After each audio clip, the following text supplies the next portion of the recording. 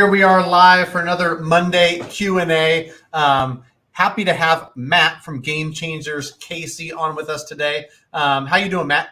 Man, if I were any better, I'd be Matt with 2 T's. Yeah, you'd have 2 T's if you're any better. Well, cool, man.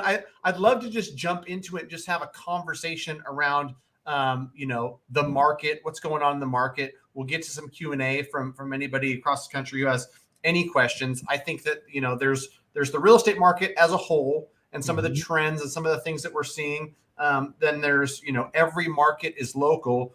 Having agents that work directly for you, having dozens of agents that you coach, you've got, a finger on the pulse, not only of what those agents are seeing and hearing, but I think more importantly, and I'd love to have some conversation around this, kind of the mindset of the buyer in today's market, because that's something that I think is really important. Buyer sentiment is a real thing, whether, some of it's justified or not. There's probably some fear in the market right now.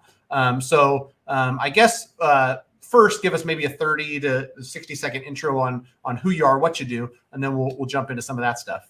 Yeah, no, appreciate it. Thanks so much, Matt, for the opportunity to come and visit and share with everybody on. So I've been in real estate for just under 13 years here in Kansas City. I got in right around 2010.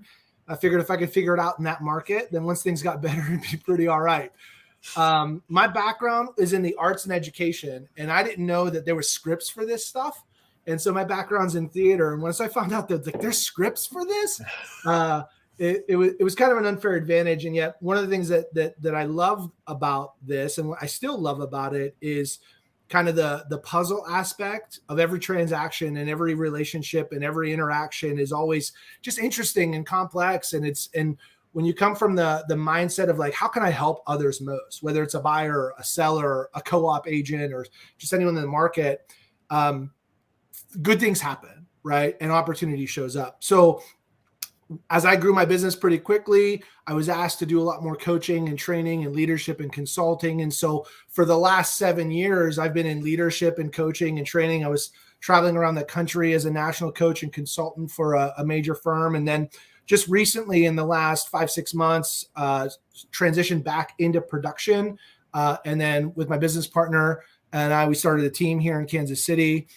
And then started growing our own organization and group of agents that we work with and consult with. So it's been a fun ride, and boy, has this market been really interesting from like April to today. It's just been like all of the markets in one. Right. Yeah. I think it's funny because people talk to me as a mortgage broker, and they talk about how quick mortgage rates changed. And it's like, not that like 3 to 5 or 3 to 6 was unexpected or we never thought it would happen. We just didn't think it would happen that fast. It was incredible. I mean, everyone's talking, look, if you're on any of the national channels or watches and whatnot, if you're on the agent side, you're hearing all this like shift talk, and they've been talking shift for 36 months. However, what happened, like our last 3 listings, like we had one that went multiple offers over asking non-contingency. Literally the next week it was full price offer non-contingent. And literally the next week it was 6 price reductions, closing costs, and a new HVAC system. Like in a neighborhood and a home that was like, oh, this is going to be slam dunk. And then these guys like, why did all my neighbors get all this good stuff? And I'm over here like, with the worst house ever. Like that's if you want to talk about the mindset of the buyer and the seller, like that's what we literally just, that was our last 3 transactions. Boom, boom, boom. And it was and that's the thing is that generally it takes a little bit of while for that information to get to the end consumer. And so if you've got something that's sold, even if it's sold in August, it might have been listed in June, put in contract the end of June, and then, like showed as a closed sale in August, and we're just getting that data now. Like that's something that was months ago in the works. The people were searching open houses and looking at stuff. And so with days on market, with median price, with all the data we get and we review, but by the time it gets to a paper and it's in front of us, it's old. I mean, really things are shifting too fast for people to rely on old data. Well, and absolutely. And whether you're looking at like your local market stats and your metrics, and our MLS does a really good job putting out like snapshots for the entire MLS and then by county, and they have their 5 or 6 or 8 metrics that you're looking at, and you can look at the numbers and they still look really, really strong. And yet that doesn't tell the tale of what happened on 132nd Terrace versus 95th Street, because like those are completely different worlds out there, regardless of what this MLS data says. And so I think the biggest thing right now, and this is where most of our agents are struggling, is the ability to communicate with buyers and sellers. There need to be able to pivot right now, right? So like sellers are still stuck in last summer's market or even the beginning of the summer's market. In their mind, like everything, how could it have changed so quickly? Right. And the buyers right now, they may also, if they're new, or maybe they took a break. The buyers that had they couldn't go 80 over with no appraisal waivers and non-contingency, they just couldn't do it. They're still a little afraid. And you're like, hey, guess we can offer below ask right now. We can ask for closing. We don't want to lose again. They still have that fear of loss. Right. Right. No. We can get aggressive right now. It's been on the market for 9 days. Right. It's been 9 days. So managing those expectations and being able to tell the story and then being aware enough and seeing it is massively important right now. And probably the thing that we're doing the most coaching of right now is managing and setting expectations. And setting expectations. So when we talk about mindset and think about this, the cause of all frustration, it doesn't matter what side you're on or where you're at, is unmet or unspoken expectations, right? So someone's got an expectation in their mind. And anytime there's a frustration in a transaction, whether it's a buyer or seller, it's because something wasn't met in their mind. So we either didn't communicate it or we didn't deliver. We didn't ask enough questions to find out what's important or what they're feeling or what they're afraid of, right? So all frustration is simply a symptom of unmet expectation, whether it was implied or otherwise. So we have to slow down right now to speed up, especially in this market. Yeah, I totally agree. And to your point, the whole expectations thing, a great agent is generally worth its weight in gold. In a market like this, a great agent is invaluable. And I talk to folks all the time where going in, they knew what to expect, because a great agent understands, hey, I'm going to show somebody, hey, the market has changed drastically. I just talked to somebody who sold the block over, and it wasn't like what happened in June or July.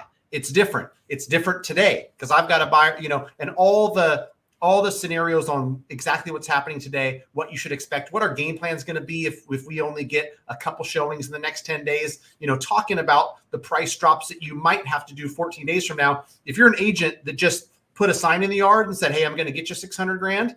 That strategy only worked in 20 and 21. That strategy doesn't work in the current market we're in. Yeah. Gary V posted something a little while ago and I did a TikTok about it. And he said, in a hot market, F players look like A players. Right. Yep. And when the tide goes out, you're going to find out who's been skinny dipping. Right. This market is going to expose the agents that don't actually have the training. And here's the thing, it's not about tenure. It's not about total transactional volume. It's about proximity, right? You don't have to have sold 5 this past month to have knowledge on 5 transactions in your market that are appropriate to your transaction, right? So it's either you're on the team that is doing that much business, or you're in conversation or in masterminds or in relationship with other teams. And the thing is no one's going to ask you to participate in these conversations. You've got to get hungry, and you've got to lean in. If you're a newer agent, or you're an agent that doesn't have the volume right now that you think you should have in this market, there's no excuse. Get into the conversation, lean in, follow, mastermind, shout, or do something, right? You've got to take ownership. There's no excuse for your client. So lack of understanding of what's going on is you're breaking your fiduciary to your clients. Period. Yeah, I'm passionate about that part. No, I love it. And I totally agree. I think I saw that Gary V thing, and I recorded something internal for our mortgage company where, in my opinion, 100% truth that F players could shine. And somebody who wasn't that good at mortgage or real estate could have survived in 20 and 21. I told our company internally, A players are going to thrive, B players are going to survive, C, D, and F are all going to be doing something different in 2023 or 2024. There's just not room in the market for somebody who's not all in.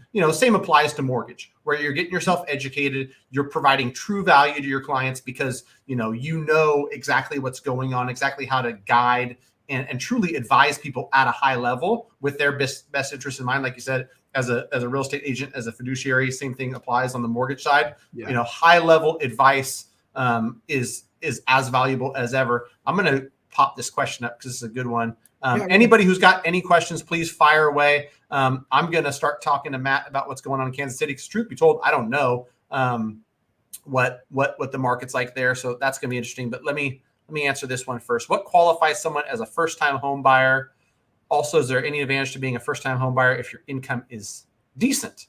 Looking at moving to Florida from the Northwest. Well, from a lender's perspective, what generally qualifies you as a first-time home buyer is no home ownership in the last 3 years. So, Fannie Mae, Freddie Mac, any of these programs where you've got to be a quote unquote first-time buyer, you can put 3% down.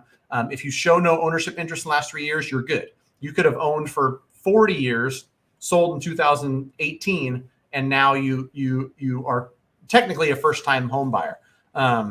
If you co-signed with somebody or you're on title on another property, that's ownership, right? Even if you're not living there, if you own something, you moved out, if you're like, oh no, I'm not a homeowner, I'm a first-time buyer, that's a rental property. That's ownership. So that's the basics of it as far as ownership. All right, Matt, tell me about Kansas City because I always, the cool part for me about jumping on something like this is I get to learn. I know what's going on in Sacramento, which is my local market, and we do business all over the country. But vast majority of it is here local. What type of market, what kind of price point, what kind of buyers generally are you guys working with? Yeah. So Kansas City is still one of the nation's top kept secrets, but it's starting to get out. Our quality of life here is really, really high. The affordability index is off the charts, really good here. Our median sale price is still right around like 360. But it depends on what part of the state line you're looking at. You can get a little bit more house, in North Kansas City on the Missouri side, schools and a lot of the suburban areas that people that live in Kansas City or some on the Kansas side. There's some really great counties on the Kansas side. So we're working on both sides of the metro. When people think of Kansas City, they think Kansas, but really the metro is in Missouri, but a lot of the residential areas on the Kansas side. So most of the agents in our market are licensed in both states and work both sides of the state line. As far as appreciation, I mean, we saw a lot of what everybody else was experiencing, anywhere from the 11 to 18% over the last 2-3 years in certain pockets. However, our price point is still so low compared to certain areas of the country that we recently had a lot of the hedge fund money coming in. So we were competing, our market was competing with a lot of the cash offer, above asking cash offer prices for companies that were never intending on relisting those properties. So what that essentially continues to do is continues to constrict the home ownership opportunity. And so even though there's inventory, it's being gobbled up and ownership isn't being spread out. So that's slowed down a little bit. Things have shifted here pretty quickly around that. The concessions that they're asking for, they're starting to get called out. Those deals are like our last transaction was a cash deal that fell apart because of the concessions. And so they once they realized what was going on, they really wanted to get back into the market and have a family in there or a buyer, and they're not a family per se. Right. So do you guys have any iBuyers, we institutional money? Yeah. Mm-hmm. Yeah. There's quite a few that were out here. There's a lot of different companies coming out here. Different iBuyer programs. Okay. Yeah. Cause it's slowly but surely I'm seeing that stuff listed, Sacramento saw the same and now I poke around, looking at some of the stuff that's been reduced and, Open Door. I don't know how many they bought, but they bought quite a few. And as you would imagine, they're not putting them all in the market at the same time, Right. putting a dozen out this week and a dozen out next week. Yeah, we're not seeing a ton of those going back for sale because of the price point that we're at and the rents that we have. We're a high cash flow area as well. So we get a lot of out-of-state investors, California money. We've got a lot of Texas money that's coming in and buying single-family properties. And our short-term rental market here is also pretty strong. Some areas that is really, really good. Regulations and ordinances haven't quite caught up yet to certain pockets. So that's still an avenue for a lot of the investors that we're looking at is some of the short-term rentals. Okay. And so, yeah, like you said, like a lot of these markets behave pretty similar. So I could take a wild guess, on like what 20 and 21 looked like versus what today looks like. In my market, I heard you hint at this, right? Like 80,000 above ask, no contingencies in place, close it in 17 days. How hectic was it at its probably, most frantic and most competitive? And then how would you compare that to today? Yeah, we were seeing anywhere from so let's just say, for instance, a typical listing in our area, let's call it 450. It wouldn't be out of the ballpark for it to be there'd be 18 offers, all over ask, 10 of them cash, 10 of them all cash, and it would end up like 525 as is, appraisal gap waiver, meaning if it appraises at 450, someone's going to pay 75 over ask, no inspection, or inspection for the buyer's peace of mind only, no right to cancel, and if you want to move in 75 days, that's fine. Yeah, just free rent back, all the things. Right. We'll babysit your family for a while. Like if you'd like our car for a month, we can borrow it. Borrow the Tesla. We'll put you. No joke. We had someone we had a buyer that came in that had an executive position in one of the local sporting groups, and they offered a non-advertised private presidential suite tour of one of the stadiums with like autographed swag and like a full on, that was part of their offer. That's amazing. And I was like, that's legit. You should take it. By the way, you need chaperones. This is part of the gig. This is where my fiduciary kicks in. As your agent, I need to make sure that this is all legit. Right. It's a party of six. Let's make sure that we know how many tickets there are. Right. For sure. Oh, that's awesome. All right, I'm going to throw up a question from Joey Garessi. He's out in OKC. Thanks for joining, Matt. I'm a bit south of you in OKC. I would guess OKC affordability is a bit better. We tend to have much smaller appreciation, so I don't think we'll have a crash. Looks like his question. And thanks for joining, Joey. I love Joey. I get pinged by Joey all the time with questions. Yeah, he's a great dude. So Joey, when I used to go travel and coach around the country, Oklahoma City and Tulsa was one of my favorite areas to go. So love that area. And we've got actually one of our partners is down in Tulsa. And so the question is, max seller credits, are we getting success in getting seller credits right now? Absolutely. Yeah, we're getting seller credits right now. And we're working, and even with our sellers, right? So we're helping our sellers get some reverse offers. So that one listing that we had that had the all the reductions. I mean, it was a great house. It just wasn't the best dressed for the prom. And we were having a lot of trouble getting people over the fence. So we were making reverse offers to the buyer's agents. So we were going back to them and saying, what exactly are you guys needing or looking for? What can we put together that'll cause you guys to lean in? And so we were working with them for that too. So it is out there. They're happening, and we're getting credits. Yeah, that's a great idea. I haven't heard of that yet, but I would imagine, if you're a great agent who's really trying to do your best to get a house sold for a client, you're going to reach out and say, hey, listen, how far apart are we? What can we do? If we offer 10,000 in concessions and your buyer can buy that rate down, is that something that works for them and their budget? I love that idea. We had a seller that was like, please get somebody to make an offer. And I was like, bro, I can't get everyone to make an offer unless we're willing to do X, Y, and Z. And he's like, well, we're willing to do X, Y, and Z. And I said, how much of this do you want me to share with the other side? He's like, get us an offer. Right. Yeah. As long as you say so, right? Do you want me to show all your cards face up? Well, that's what they were at a point, right, that they needed to do that. And so again, as their agent, I was like, listen, there's tactics and strategies for this. If we put it here publicly, we may get more action or attraction into the market. However, they're like, well, we're not ready to go public, but can you reach out to those who are close and let them know that we're willing to do that before we go public? And I said, absolutely. That's actually a really good idea.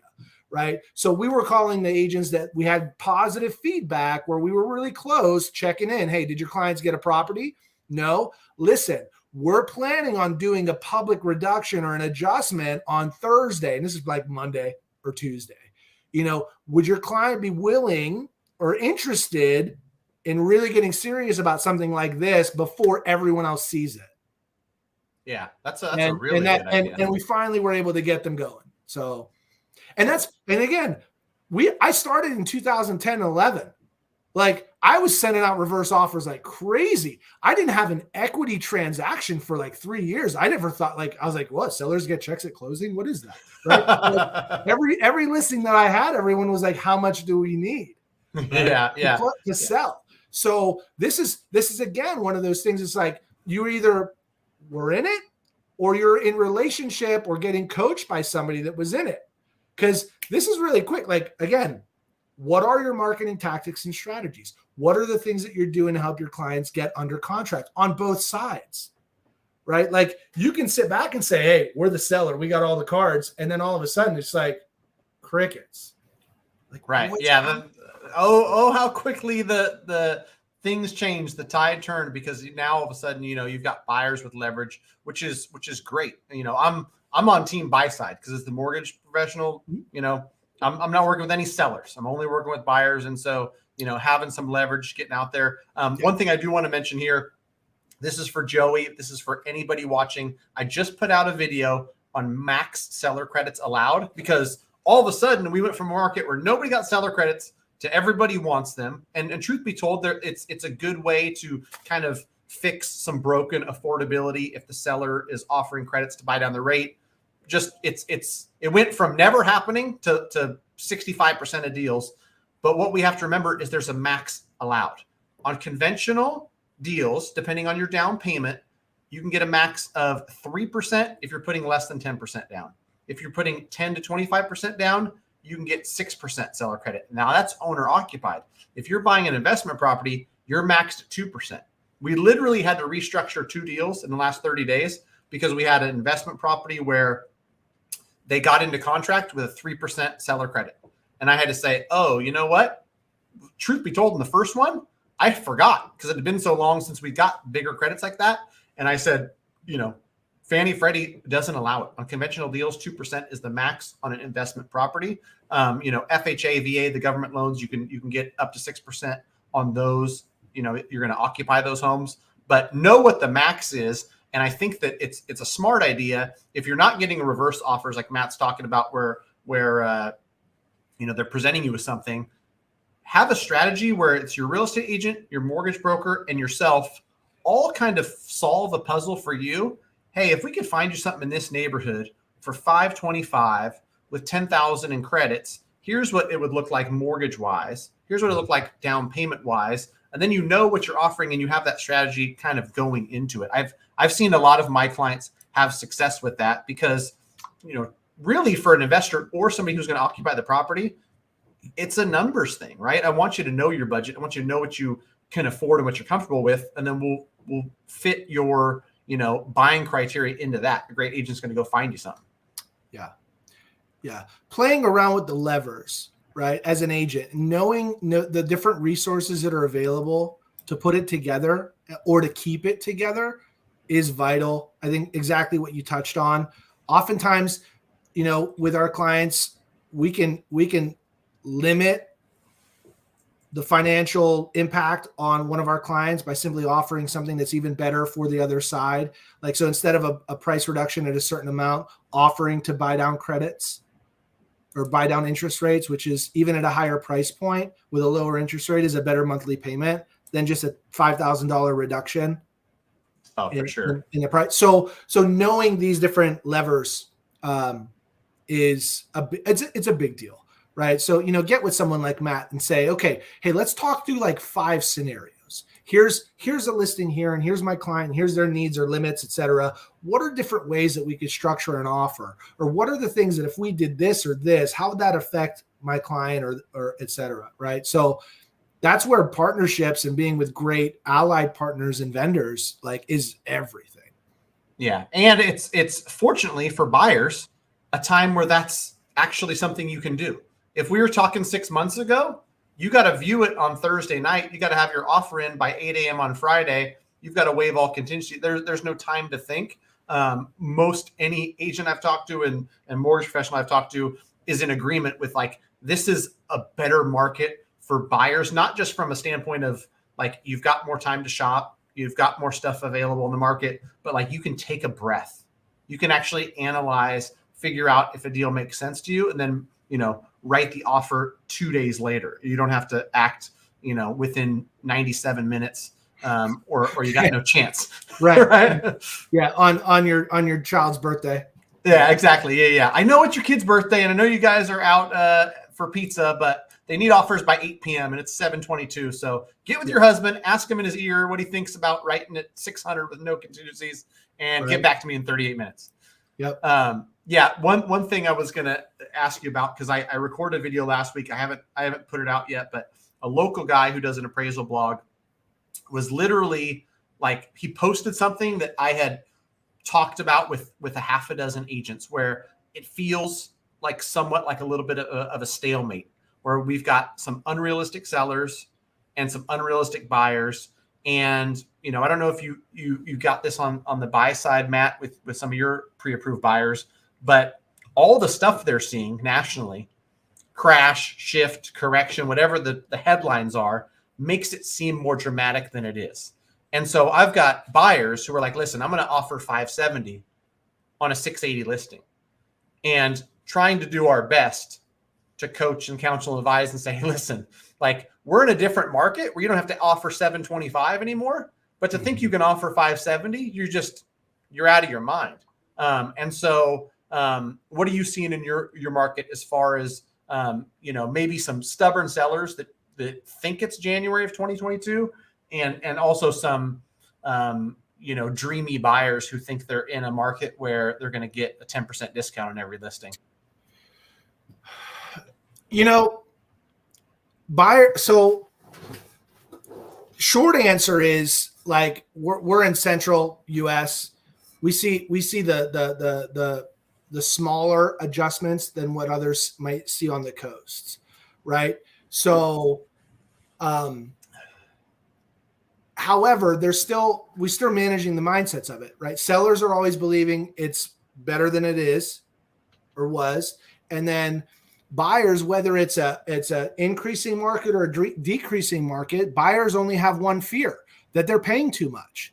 If it's going up and they're competing, they're paying too much. If it's going down, if they buy it today and it goes down tomorrow, they just paid too much. So we're still navigating the buyer's market that they're always paying too much. But now it's is if the interest rate's going to change tomorrow, did I pay too much if it goes down, right? So, there's been that saying that others are seeing or passing around. It's marry the house, date the rate.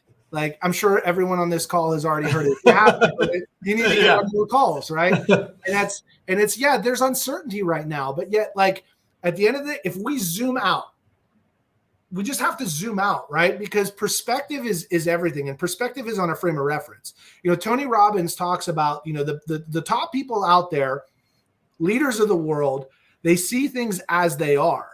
It's not that they see them better as they are, but they also make sure they don't see it worse than it is. So they just see things as they are. So our job is to take a look at the information and then zoom out, because everyone always asks well, how's the market? And at the end of the day, it depends. Which side are you on? Are you going to be a buyer, seller, or an investor next? And if you're a buyer, perfect. Is this short-term or a long-term thing for you? Is this do you feel like you're going to be relocated or otherwise? Because great questions create possibility. And so great questions then allow us to create a frame of reference and then zoom out and say, well, listen, I know that the rates are 5.5 right now, and 18 months ago is 3.75. And yet if we look back 30 years, the historical average is still right around 8.4%. So gosh, what a great time it is. Right. Right.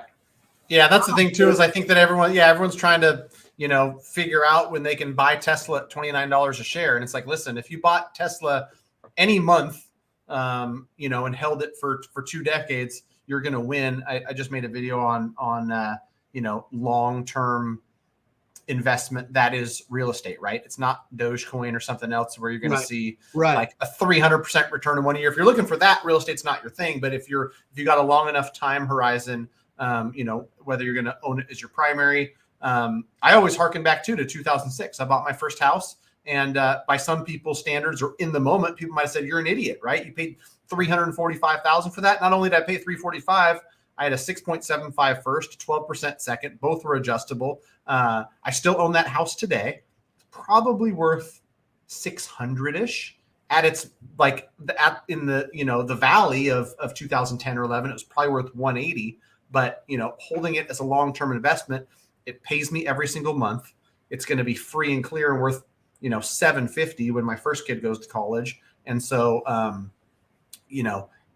at times, if you looked at that, right, like didn't take the long view like you talked about, it might be like, oh, that was a bad investment or a bad choice. But overall, I literally just had someone comment on one of my videos, thank God I didn't listen to Matt and buy in 2021.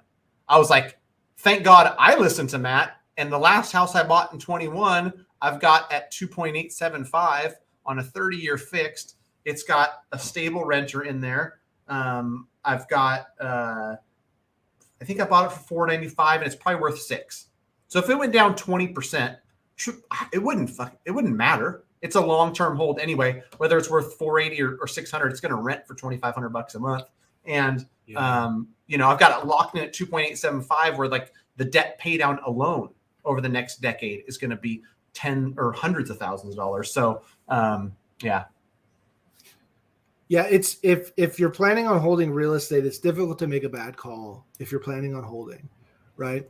And a lot of times people were saying, oh, in 2008 properties, they went down 30% or 18% or whatever it was, right? And adjusted. However, the payment stayed the same for most people if you had a fixed rate. And if you still had a job and you were lucky enough to still have one of those jobs, you can say, great, well, I'm just going to ride this out. And then it made up for it, right? Like we recouped, and now, there's going to be a little bit of an adjustment. I'm not an economist. However, I did stay at a Holiday Inn Express once, and I look at numbers for a living. I don't have the degree, but we track these things and we look at them over time, and there are bumps in the road. However, the graph goes up over time as long as we've been tracking it. So right. Depending on what the needs are, right? Speculation, getting loans without jobs, like that stuff's no good. But if you're looking to move into a home, into a certain area, it's difficult really to make a bad move if you're going to plan on being there for a while.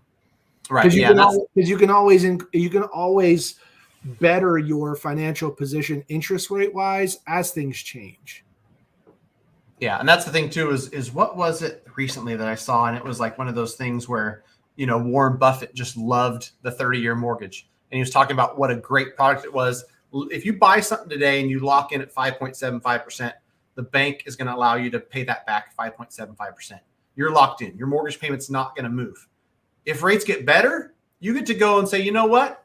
I'm going to pay you 4% interest now. They can never tell you, now we want 6%. Now we want 7.5%. Right, if you've got a 30-year fixed rate mortgage, you're literally locked in, and it could only get better. And so I never have people bank on, oh, let's just refinance when things get better. A lot of that stuff that went around during the crash was like really bad loan products. They were adjustable, neg am. It's like, oh, don't worry, you'll refinance later. I don't want people to think like that. I want people to think, okay, if I feel good about my job, and if 2,200 or 2,400, 1,800, whatever the number is, this is a comfortable payment for me, great. We're going to lock you into a 30-year fixed rate mortgage. You keep your job, and you're able to pay this mortgage is going to stay the same. Great. If mortgage rates get better, a lot of us think that they're going to, but that nothing is guaranteed. then you can better your situation. But you're never going to wake up 2 years into a 30-year fix and have the bank say, you know what, we'd rather collect 7.5% from you now. So your payment's going to go up $400 a month. Right. Exactly. Yeah. Cool, man. Well, I appreciate the heck out of your time. I appreciate you coming on here. Anything else you got real estate market specific that you're seeing or hearing that might be of value to folks watching? Gosh. One of the more interesting conversations that we had just the other day, more on the investing side, is if you take a look at all of the, because a lot of people are talking about the big R word, recession. We're in a recession. How many quarters of GDP is a recession? And if you take a look at one of the number one performing asset classes during recession, there's only really one, and that's real estate. And so when talking about, boy, I should wait or do this, et cetera, it's, when you zoom out, it's what's the smart money doing, and who's the smart money? Well, the smart money is the hedge funds. It's the quants. It's the people that's job is to make big returns, and they're buying as many houses as they can right now. And so I got to just continue to ask myself, what are they seeing that our people aren't seeing because they're feeling something instead of seeing, right? So they're using logic versus emotion. And there's a lot of emotion out there in the news and in the local markets. And Uncle Joe, who hasn't bought anything yet, but he's got a lot of opinions about it, right? Like, be careful. Don't listen to Uncle Joe. Like, don't take advice. Don't take financial advice from broke people. Yeah, that's a good idea. Yeah, that's the thing too. Is like people come to me all the time and they're afraid of this, afraid of that, and they're like, all right, you sit still and sit on your hands. You'll probably be in the same place that you are today, and like you know, Aunt Susie or Uncle Joe who just tell you shouldn't take any risks or ever do anything. To your point too, with recessions, I've seen the stats, right, that real estate performs well during recessions. Interest rates generally come down. I don't know what the number is for the last five of the last six.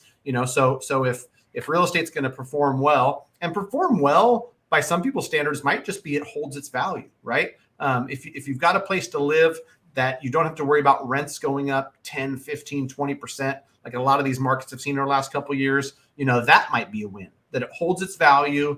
You're paying a 30-year fixed rate mortgage is not changing. You don't have to worry about your landlord deciding, hey, I'm going to sell. And then you've got 60 days to find something new. Like that's something that I talk to people every single day. And, some parts of home ownership are looking at it from an investment standpoint.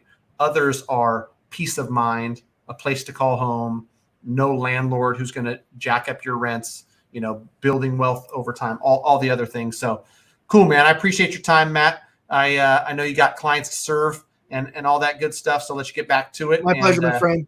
We'll maybe reconvene in 2023 and see how things are going then. Awesome. Thanks so much. All right, thanks, brother. Bye, man. Bye-bye.